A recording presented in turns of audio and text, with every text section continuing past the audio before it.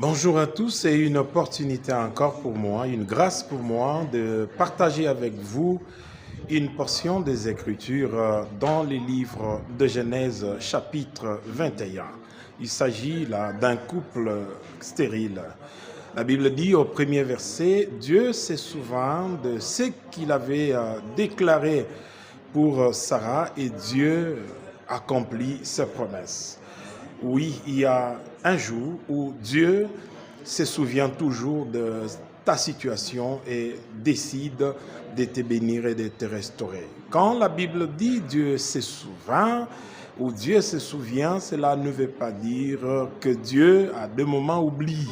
Dieu n'a jamais été frappé par l'oubli, mais il y a un certain moment, Dieu décide. Ça veut tout simplement dire Dieu décide de faire du bien à son peuple. Que ce jour soit un jour où Dieu décide de te restaurer au nom de Jésus-Christ. Oui, Abraham a vu dans sa vieillesse un miracle extraordinaire. Abraham a porté entre ses mains un fils venant de Dieu. Et la Bible fait mention de quelque chose de très important.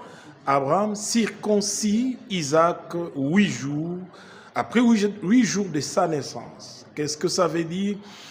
Bien aimé, il y a deux moments où nous demandons la bénédiction de Dieu. Nous demandons à ce que Dieu nous bénisse et Dieu dans son amour se souvient de ses promesses, se souvient de son alliance et accomplit de grandes choses dans nos vies. Mais est-ce que nous sommes à mesure? Nous sommes capables d'honorer le délai de Dieu.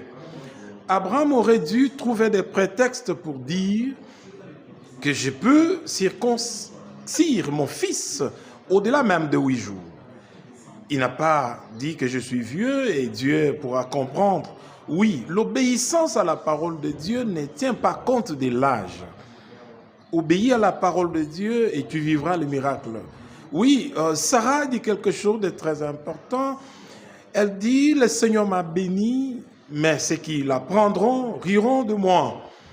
Oui, il y a des moments où les gens qui apprendront ce que Dieu fera dans ta vie riront pas parce que cela n'est pas une vérité, mais c'est parce qu'ils ne croiront pas au grand miracle que Dieu va opérer dans ta vie. La Bible dit ce que l'œil n'a jamais vu, ce que l'oreille n'a jamais entendu, c'est ce que Dieu réserve à son peuple. Ce que Dieu fera dans ta vie poussera à ceux qui l'entendront, à celui qui l'entendra, de rire, de se moquer, pendant que c'est la vérité, parce que Dieu, ce que Dieu fait, il le fait afin que le monde le craigne. Et ce jour, je voudrais prier, demander à Dieu que Dieu fasse quelque chose dans ta vie qui va pousser les gens à le craindre. Sarah a ajouté quelque chose, elle dit, le Seigneur m'a béni dans ma vieillesse, mais qui aurait dit à Abraham que Sarah, un jour, allaitera un fils? C'est-à-dire, ce que Dieu a fait dans la vie de Sarah, c'était quelque chose que personne n'avait prédit. Oui, je suis venu t'encourager, te redonner la force pour te dire, ce que Dieu accomplira dans ta vie, c'est un miracle que personne autour de toi n'a prédit un jour. Dieu est capable de faire des choses que même le prophète le plus inspiré n'a pas eu le courage de te donner comme message prophétique. Il y a des choses autour de toi. Tu vis un environnement qui ne donne pas espoir. Tu vis des moments qui ne donnent pas le courage, même aux hommes de Dieu les plus inspirés, de te dire que Dieu agira. Moi, je suis venu t'encourager pour dire, même si tout autour de toi ne marche pas, même si autour de toi rien ne rassure, Dieu est capable de faire des choses qui dépassent l'entendement des hommes. Même si personne n'a jamais prédit une bénédiction dans ta vie, moi je suis venu te rassurer, au nom de Jésus-Christ, un miracle est possible dans ta vie.